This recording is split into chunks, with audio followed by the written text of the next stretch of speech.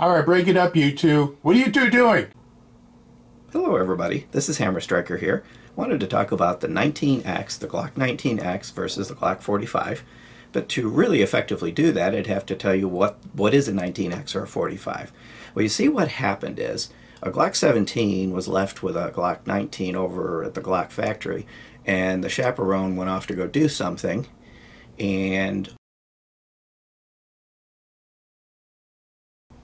the 19x appeared. Now, in all reality, the 19x was Glock's a civilian modified version of their MHS trial entry, the military's modular handgun system trials. They didn't win. They decided to go ahead and introduce it to the civilian market, which they did with quite a bit of success. It was actually a very successful intro. I'm going to go ahead and pick this one up, clear it, just get it done with. But then I'm going to go back to the 19x. What the 19x basically is a Glock 17 on the bottom and a Glock 19 on the top. Kind of an interesting hybrid, because from a concealed carry perspective, it's usually the grip that's harder to hide, so you generally go for shorter grips. But this wasn't being designed as a concealed carry gun. It was really a duty weapon from the beginning, and there is a lot of civilian interest in that type of weapon. You can conceal carry this, it's no different than concealed carrying in 1911, but with the shorter slide, you get a little bit more maneuverable package, and you get the capacity of the 17. So the sights that they have on it are a 3-dot night sight with a white ring around it, kind of a visible ring. Makes it a little bit easier to see at the range. And that is a significant deviation from Glock's U-dot sights. Doesn't seem to want to focus on them. There, hey, it actually focused pretty good there. That is one of the differences. The Glock 45, the basic standard gun, comes with Glock's U-dot sights, which I happen to like. A lot of people don't like them. I happen to like them. You can get this with night sights, just like you can get most any other Glock. But the standard issue, just walk into the gun store and buy it, is going to have the U-dot sights. The Glock 19x was effectively a modified Gen 4. So it's mostly Gen 4.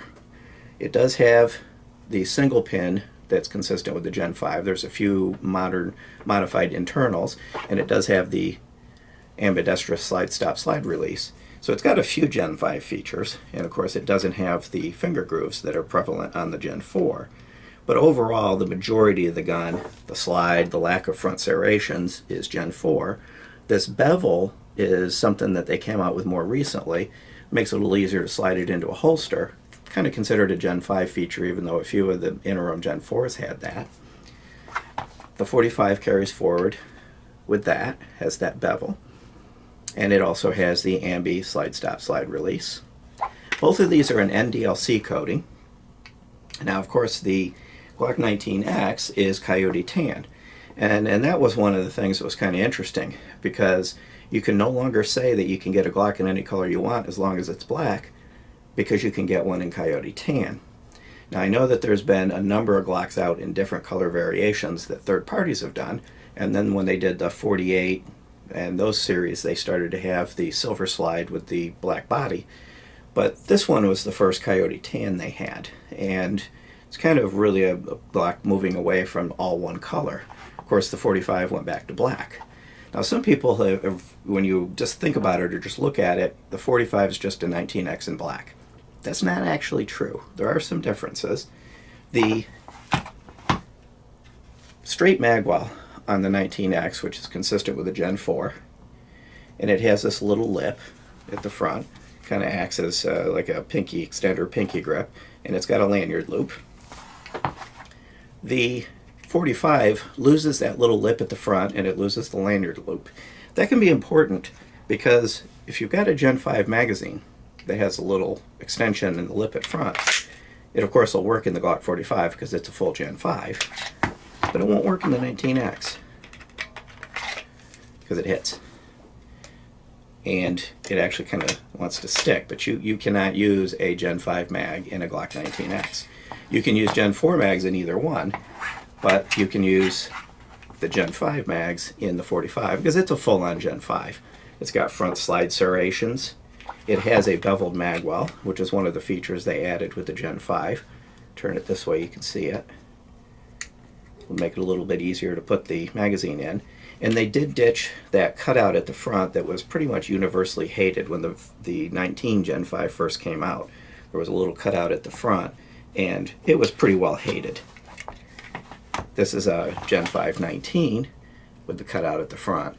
And what ended up happening is people with larger hands, their fingers would get in there, and it would kind of bite on the finger and just be basically unpleasant. Glock actually reacted pretty quickly to the negative press related to that and promptly ditched that. Even the more recent 19 Gen 5s, that's gone. It was kind of originally intended if you had a Gen 5 magazine that you could get your hand in there to yank a magazine out forcefully if it had jammed. But you know, for as long as I've been playing with Glocks, I've never had to forcibly remove a magazine from a Glock. It's just not one of the problems that you have with them. And it really was, they solved a problem that nobody had. One difference that with the 19X is the magazines it came with. So it comes with the Coyote Tan 17 round magazine that just fits in there. And as I mentioned, you can use a Gen 4 Glock 17 mag in it. But it also came with these extended mags. And it came with 2 of those that kind of hang down a little bit and give you a little bit more capacity. This came from the factory in the box. It came with 3 mags, 2 of these and 1 of the other ones. The 45 just comes with 3 of the Gen 5 17 round magazines with the orange followers that fit in there quite nicely, and they come up nice and flush. Now, the flush thing is a good and bad. If you've got really, really big hands or you got puffy fingers on the Gen 5s, this is kind of, some people have found this to be a pinch point. I don't have hands big enough to make it a pinch point, and even Hammer has not gotten pinched by this. But you, with this little gap here, if a puffy finger gets in there, theoretically you get pinched. And with the Gen 4 mags, they sit back a little bit, so they kind of eliminate that pinch point. So there's not a particular advantage to the Gen 5 mags. So the little extension that was on the front of the mag, the lip that was on the front of the mag, was actually put there to work with that cutout, to give you something to grab a hold of if you got to forcibly rip the magazine out. Without the cutout, the lip really doesn't hurt anything, but it doesn't do anything unless you got, you know, bigger, thicker fingers. If so, and you find yourself getting pinched by your Gen 5, just get some Gen 4 mags. They'll work. They back off a little bit, so now even if you got some puffiness going on, that puffiness is going to be back away from the magazine, and it would be kind of hard to get pinched by it. Overall, they are very similar.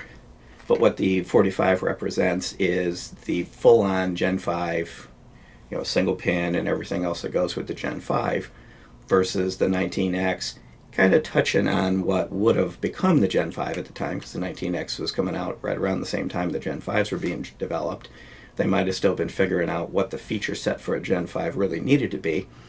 And they had done a Gen 4 19 with the front serrations that really turned out to be very popular. It was a summer special, and the front serrations came out, and everybody's saying, that's got to be on the Gen 5. That's something that people have been asking for a long time, whether you do press checks or whatever. And it does kind of make the gun look a little nicer. Now, Glocks generally don't try to enter beauty contests. They're not intended for that or designed for that. But even with a Glock, which is a utility tool, a very reliable utility tool, people kind of want their gun to look a little bit nice. And the front serrations kind of give it a little bit of a dress up. So of course is going to come the big question. I want a gun like this. Which one of these should I buy? Well, I mean, to some extent, either one's going to work. Personally, though, I would probably choose the 45. A couple of reasons. One is all of my other Glocks are black. I don't dislike the Coyote Tan, but the black Glock 45 kind of fits in with everything. There's nothing wrong with the tan. And the sights, I can actually see a little bit better. We had these out at the range one day, and I was shooting them both at a 100-yard gong, and I was doing a lot better with the 45, and I think it's because I could see the sights better. So these night sights are nice, but you can see right now I'm under the studio lights, and they're kind of washing out. And that was the situation I was in at the outdoor range. I wasn't under canopy or under cover. I was standing out in the open, and the sights were kind of washing out, which night sights have a tendency to do, versus the UDOT sights, you can see them in any conditions except dark. Of course, if I were in a dark range, then the night sights would work better. being able to use any magazine, Gen 4 magazines. I got scads of Glock 17 Gen 4 magazines, so being able to use the Gen 4 magazines, a little bit nicer look with the front serrations. Overall, there's not a huge difference, but there's enough of a nuance of difference that if I were going to buy one of these and just get one, I'd probably get the Glock 45. Now you may be looking at it and saying, well, yeah, I really like the tan, I want to get the tan gun. Then get it. There's really nothing wrong with it. It's just there's a few limitations. This will prevent you from using the Gen 4 magazines. You could always Dremel it off if that became a problem.